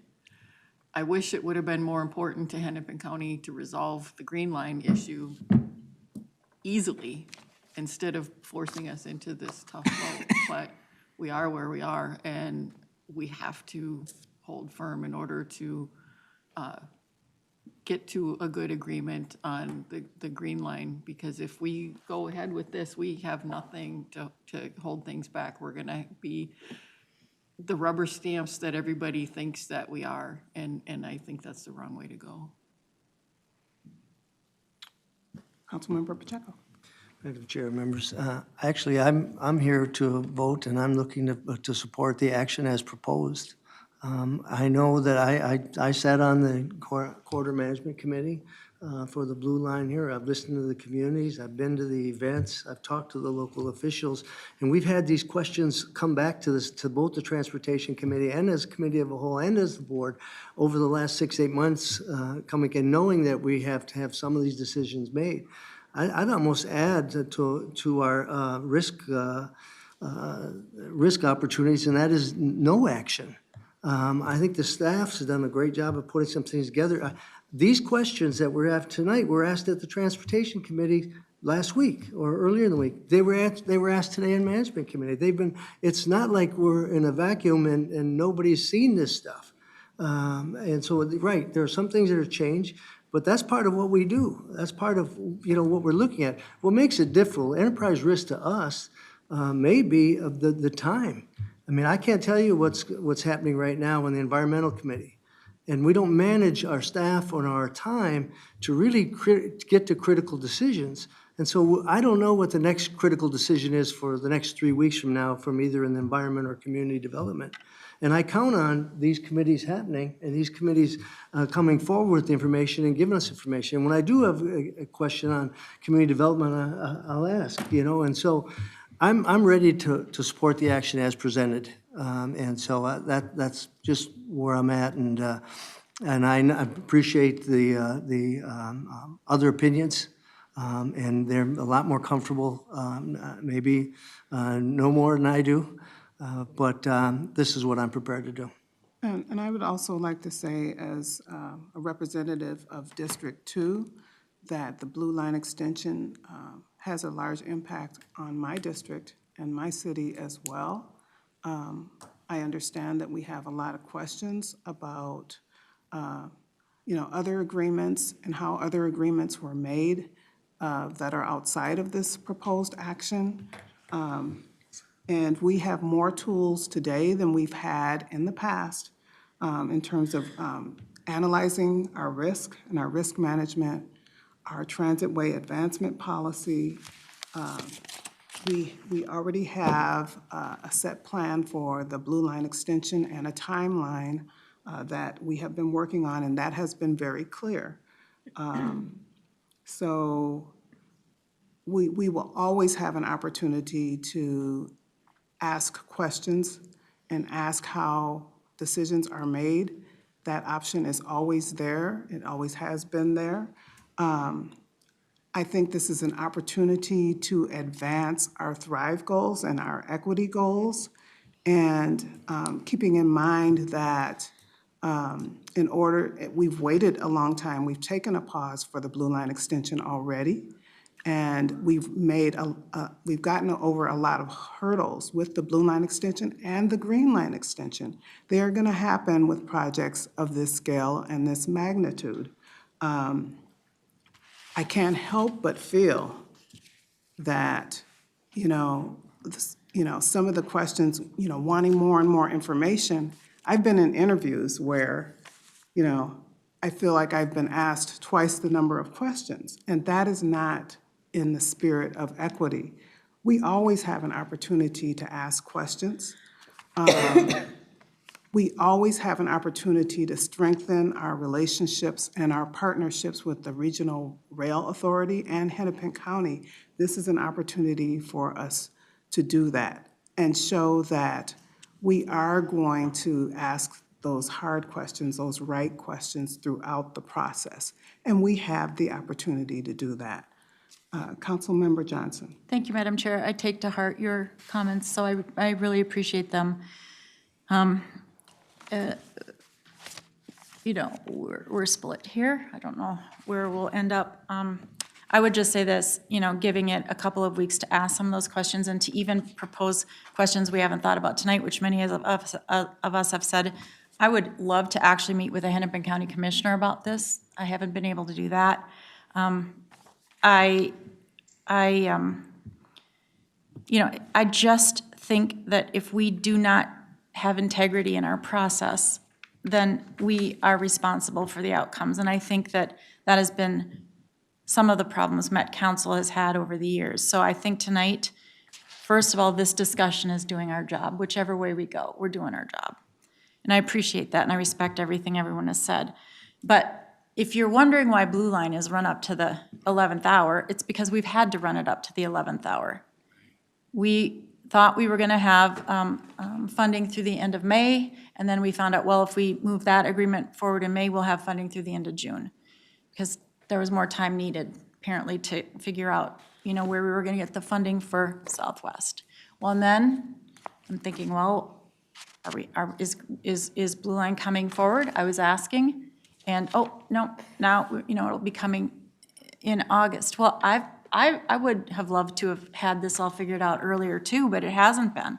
So the new information this week is that on Monday, a proposal, deal, resolution was made, and it's all being brought together at the same time and not by accident. And that's okay. It just needs to afford this council some time to understand what people were talking about in a room that we didn't get to be in. And that's okay too. We might go, hey, all of our questions are answered. This is great. We can ask more about whatever we need to on the Blue Line. I will tell you, 2 committees today on split votes, one moved it forward on a split vote, and one did not move it forward, and that's the Management Committee, which I chair. So that is something that should be paid attention to. The comments that 7 people tonight have said that they just want a little more time so that they can think about what some of their questions might be based on the project we have before us, based on what came out on Monday. That is something that I think we can do, and I think we should do. So with that, Madam Chair, I would move that we postpone this item to come before us at the next regular council meeting with the addition of bringing this item, the budget amendment for this item, and then the opportunity to ask questions about the proposal on the Green Line funding agreement for Southwest to our next Council of the Whole. The motion has been made. Is there a second? Madam Chair, I can restate the motion. Point of order, I think we already have a Or motion the on the floor. 13th, the regular, to the 13th, which is a regular council meeting. Yes, so I should have put dates in. So we are allowed to postpone this to our next regular council meeting under rules, which would be the 13th. And in the interim, the council of the whole would be dedicated in full to the items of the Blue Line Capital Grant Agreement, the Blue Line Funding Agreement Amendment, and then also opportunity to ask questions and get more information around the information that was released on Monday about the funding proposal for Southwest. That was long. Well, just so that everyone understood. It is following Robert's rules. It's tightening up the schedule. I thank Councilmember Lindstrom for kind of identifying we had a council of the whole meeting in between, and I think it would be good use of our time. So the next council meeting is September 13th.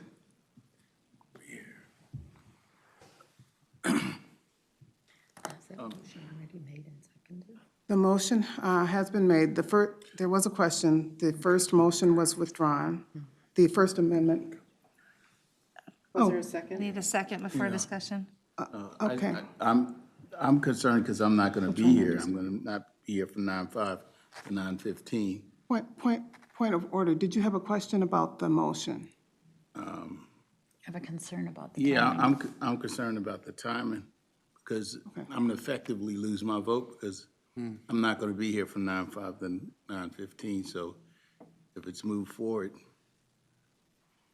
then I won't be able to vote. Yep. So that's just a concern. I just wanted to Was it say. seconded? Councilman? We're still trying to get clarification on the motion. So I heard the motion that you want to move this proposed action to the September 13th meeting of Yes, the Met Council. Because that would be the only date we could postpone the item to Right. include the other two items. To include what other two items? Again, I'll mention the capital grant agreement, the funding agreement, and then discussion around the Southwest funding discussion, the things that we're talking about tonight. Just bring them back at our next regular meeting, and I do appreciate your attendance. But we don't have a chair tonight, and we don't have a couple other council members tonight, so that might help us between now and then to understand more about some of this as well. Second. The motion has been made and seconded by the chair of this council meeting. So is there any further discussion? May I? Councilmember Carter. I would just ask staff once more to assert what would happen if we were to delay this decision until the next council meeting. Madam Chair, council members, so we would request tomorrow that our engineer contracts, all our contracts pause on August 31st. And pause until there's a vote for a capital grant agreement, whenever that would occur. We would shift our staff, that our Metro Transit staff, to operating budget, I assume. And any other expenses that we need to maintain the basics of the project, we'd have to shift to operating costs within the existing 2023 budget. You know, it would be a pause of the project essentially, or you know, there'd be a few things we could do. We'd try to get the CMC on September 14th, which is the CMC where we'd have a vote on the route, so. Thank you. Madam Chair. Councilmember Johnson. Thank you, Madam Chair. And I would just like to say, nobody likes this timeline, but that's the timeline that was put together. Had we been able to put something together a couple weeks ago, we would have had the time. So this is not of our making, but it is what we have. And I agree with everything. Decisions are not easy, but I would rather take a vote on items when I feel like the council can ask the questions, the council can vet, and the council can decide. And I'm confident, and let me just say, I'm confident that if the Blue Line would then get the votes, it will move forward. A couple weeks pause. And I don't think the message is that we don't care about North Minneapolis or Robbinsdale or Crystal or Brooklyn Park, because I do. I do care, and I would imagine that you all care about my district, and I care about your districts. We are one region, and we are one Minnesota. So I don't want anyone to take away that we are shirking our duties or doing less by this important transitway. We are committed to it, world-class transportation investments, and everything that we can do to bring economic development and prosperity to that part of our region. This is about process and governing tonight, and I think we need to separate that so that we don't continue to make 11th-hour decisions that, in hindsight, come back to bite us. So with that, I would hope to have your support on this motion. And Madam Chair, I'd call for a vote. Call the question. Oh, I'll withdraw. Point of order, I think we have an original motion for the proposed action before there was an amendment that was rescinded, and now there's another motion on the floor. We haven't resolved the first original motion on the floor before we continue to the second one. Madam Chair, point of order. Let me check with Ann on this one. I'm sorry, what? The original motion was for the proposed action before there was an amendment that was rescinded, and now she has another motion while we Amendment. were still talking in regards to the first original motion for the proposed action. We can't have a motion on top of a motion in the middle of discussion. Madam Chair, point of order. It's an amendment to the main motion. I withdrew my first amendment, and now I'm making a new amendment to the main motion, which is in order. That is the way I understood it. That is the way I understood it. Thank you, though, appreciate the question. A point of order? Disagree? Councilmember Yeah, Lilligren. thanks. Councilmember Johnson made her motion, and then there was some agenda setting for our next committee of the whole meeting, and can you restate that? So you're setting the agenda, or we're setting the Yes, agenda? Madam Chair, to be clear, I'll restate the motion, or the amendment to the main motion. The amendment to the main motion would be that the council would move this item along, so it would be the capital grant agreement, the budget amendment for Blue Line, and then discussion around the funding proposal resolution for Green Line to our next regular meeting of the council, which is September 13th, which is allowed under Robert's rules. And the amendment contains that we would bring these three items back up to council of the whole on September 6th so that we could get that moment for this council to just further ask questions that they want. But then this motion to, the motion then would come back on the 13th to approve Blue Line, because that is the main motion, and it would come back on the 13th in the form that it's in to approve. Councilmember Johnson. Madam Chair, I'm sorry, go ahead. I don't believe that your motion is clear in terms of what you want to be included with the proposed action amendment. If you have some specific numbers that you wanted to, business item numbers that you wanted to? Yes, Madam Chair, I can do that. So Madam Chair, let me put my glasses on. Madam Chair, my amendment, and I'll restate it again for clarity, thank you for that. My amendment would to bring transportation item 32023-58 and also business item 12023-175 with the additional instruction that we would get a council of the whole dedicated to all three items that these two items that I've discussed. Again, I'll restate, transportation item 3 on the agenda, business item. Number 179. Oh, I'm sorry, because we changed the agenda. I'm sorry, business item 2023179. It's the special August transportation budget amendment. And then also discuss the memo that came out on Monday. That is very clear. I can restate it again. And I think council members understand. This and this are tied together. Madam Chair, I'll I've restate. experienced this before where you're trying to pull all these different item numbers into a proposed action. So that's why we want everybody to be very clear on what 179 as well. what you're asking. Yes. And I don't know if that's where everybody was going with it, so that's why I want to be very clear, because they may have some questions about that, so. Thank you, if Madam can- Chair. I have 258, 175. Excuse me, Madam Chair, 179, we reordered our agenda, so My apologies. Okay, restate your numbers, please. Yes, Madam Chair, 2023-58 and 2023-179. And the reason for 179 is it's attached to the grant agreement. We don't take up 179 unless the grant agreement moves forward. We can't discuss 179 tonight if the grant agreement isn't approved. So that's why they should move together. And that I've been told by staff and by the Chair of Transportation. Okay, so 58 and 179. Correct, thank you, Madam Chair. And then again, bringing forward the opportunity to discuss the memo that came out on Monday on the resolution/proposal for the funding for Southwest Light Rail. Essentially the things we've been talking about tonight. That could be a separate agenda item for the committee of the whole. Yes, it certainly Doesn't have to could, be yeah. attached to the No, action. I'm just talking about that agenda would have those 3 items. Okay. Thank you, Madam Okay, Chair. that's where it wasn't clear. Oh, thank you. You want to add those items to the agenda. Yeah, and Madam Chair, if I may, and to be clear, that's the only thing we'll be discussing at that meeting, so we have time to really get the questions that we want answered. And then the main motion that we have tonight would move back to September 13th for consideration.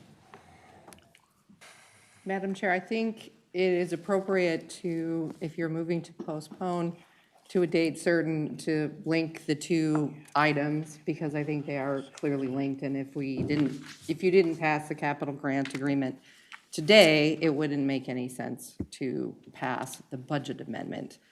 I don't know that it's appropriate, and my colleague can jump in if I'm wrong, to add other items to a motion to postpone to a date certain. That is something different, that we're creating some creature that's different.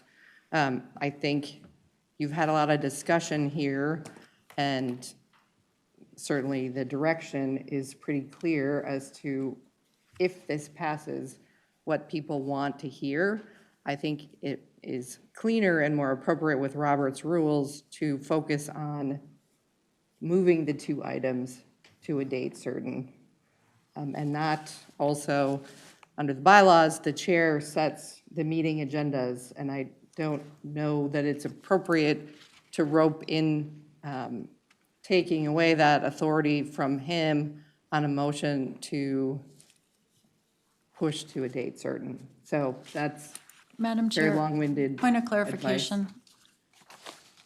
Madam Chair, on, if I may, to the General Counsel, so the items for the 13th would only be Blue Line items. But for the Council of the whole session, this body can indeed set those agenda items, and we have a chair acting today. Even though Chair Zelli is not here, we have a fully empowered chair today. There's never a council without a chair. So if we want to resolve any of the concerns or questions around Blue Line, this is our best opportunity to do that, and then bring back that main motion. And then also, we would be scheduling that other budget amendment would come back on the 13th. And because we've had so much discussion about that today, I believe it's fully germane that this discussion come back at a council of the whole. I think it would be cleaner if you would move to postpone to a day certain on the 2 business items that are before the body, and then you could amend the agenda to add a discussion item on the discussion you want to have at the committee of the whole, and that could be debated and voted on separately. I think there's a lot of information that is being combined together that to me does not. Madam Chair, I'm happy to break those up into 2 motions. Point of order. I think there's enough staff here who hears what we want to hear about on the committee of the whole, that they can make sure the agenda reflects the needs. And just having the motions to postpone the 2 Blue Line items makes the most sense. Madam Chair, I'd be happy to amend my motion to meet the needs of General Counsel's advice. Okay, so do you want to withdraw your motion? And then Yes, make a Madam Chair, I'll withdraw my motion, and at this time, I would move that we take items 2023-58 2023-175 and postpone them to the next regular, 179. I'm sorry, 179, I'm sorry, thank you. I'm working my best here for everybody. 179, so 179 be postponed to the next regular council meeting of the Met Council on Wednesday, September 13th. Is there a second? Second, I'll speak in favor of this motion. I mean, clearly, there's disagreement here. If the time, if we need time, we have funds that will be able to bridge at least our staff. We're not going to have the consultant support, so things like the anti-displacement work will stop, so that we know that, sort of a centerpiece of this project. But I don't want my colleagues to feel like they're being forced into a vote, so I will support this postponement. I won't change my position by the 12th, I'll just be clear, but I look forward to voting in favor of this on September 12th. Thank you. It's been moved and seconded. 13. Any further discussion? With no further discussion, let's put it to a vote. All in favor? Aye. Opposed? No. No. Should we do a roll call Voting on the vote? delay, correct? Right, on the postponement. Looks right. like there is a request for a roll call, which I, Want to clarify what people were voting for? pardon me? I just want to clarify what people were voting for, that they know they were voting on the decision or to postpone. Yes, the motion is to move item 2023-58 and 2023-179 to September 13th. Thank you, Madam Chair. Let's take a roll call. Are we ready? Johnson, Aye. Dr. Carter, Aye. Barber, Aye. Pacheco, No. Lilligren, Aye. Cameron, No. Chambliss, No. Morales. No. Lindstrom, Aye. Cedarburg, Aye. Bento, Aye. Lee, No. Tony Carter, Aye. Wolf. Aye. So it looks like that motion has passed. What was the count? I'm sorry. Do you want to confirm? Yes, let's get there.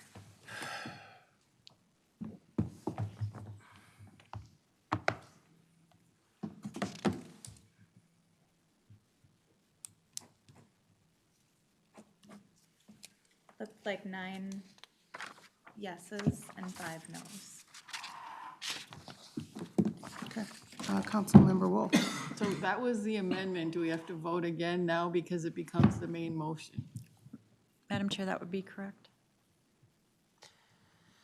You were voting, On the amendment. to postpone to a date certain, Oh, is that correct? not, okay, well, Which, that passed. Right. It's been postponed, we don't vote on that. okay, good, thank you. Changing the agenda. Okay, so the next item on the, Motion. She withdrew her motion. There was already an existing one for the proposed actions, and if she's making a completely new motion to postpone it, we have to finish off the current motion before we do something completely new, because it's no withdrew. longer an amendment. Madam withdrew. Chair, she withdrew her motion. no, Madam Chair, For hers, there was an original one to accept the proposed action. yes. Right, and the motion to postpone is based upon there being an original action. So it is fine and appropriate once something is moved for someone to move to postpone it.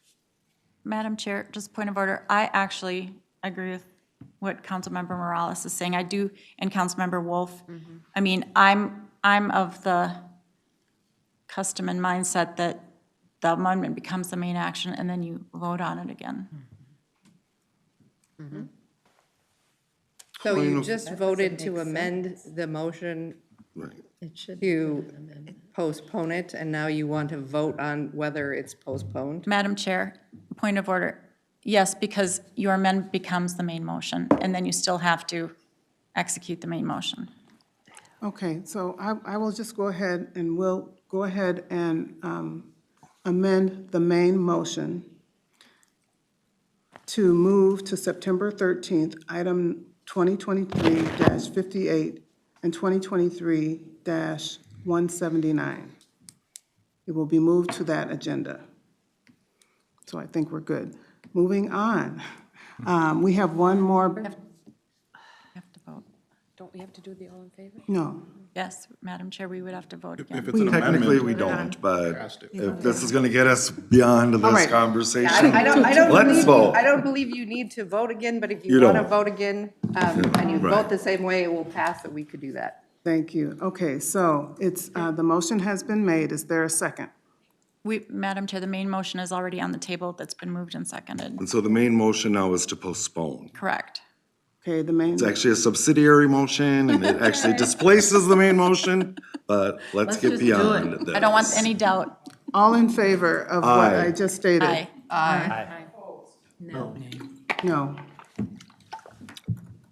Would we like to do another roll call? No. No, okay. We know the results from the last one. So to be clear, the end result that we all believe is the end result, which I think is what's most important, is that these two business items will be heard before the council meeting on September 13th. Yes. Correct, And if that's what everybody thought they were voting on, then yes. we can proceed. Sorry, Chair, didn't mean to interrupt you. We want to be clear. Next, we have one more budget item, which will require a roll call vote. Are we ready for that, Councilmember Yes. Johnson? Thank you, Madam Chair. Let me get to my spot now where we're at on this item. Madam Chair, this business item is 2023-175. It's the preliminary 2024 budget and property tax levies. Business item 2023-175 and resolutions 2023-11 through 2023-17 would allow the council to adopt the preliminary 2024 operating budget and set the upper limit of our property tax levy payable in 2024. The proposed preliminary budget has been discussed in the Transportation, Community Development, Environmental Services, and Management Committees and presented to the council on August 9th.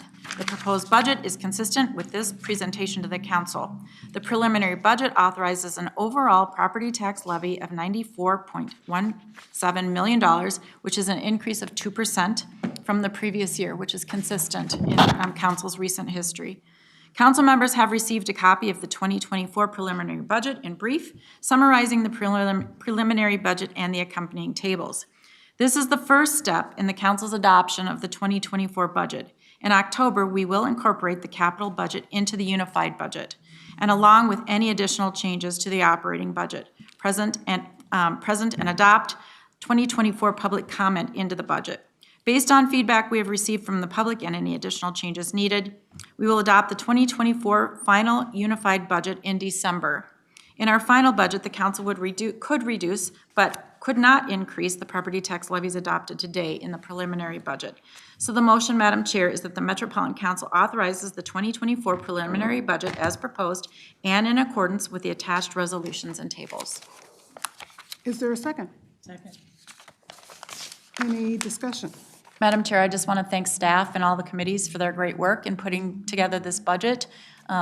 You know, we've gotten some good news out of the legislature, certainly, and I think it's a great budget, and just want to thank everybody who's been part of it. Thank you. Any further discussion? We will take it for a vote. All in favor? Aye. Let's roll call. We're doing a roll call. That's the fun part. Go ahead, Bridget. Johnson? Aye. Dr. Carter? Aye. Barber? Aye. Pacheco? Lilligren? Aye. Cameron? Aye. Chambliss? Aye. Morales? Aye. Lindstrom? Aye. Bento? Aye. Lee? Aye. Carter? Aye. Wolf? Aye. That motion passes. Thank you. I was really, As we have no other items on the agenda, I'm asking council members if they have any reports to share. No. Phil, do you have anything? Thank you, Madam Chair. Nothing to report. How about you, Ann? Thank you all for the law school exam. You're so very welcome. And with that, no other business items. This meeting is adjourned.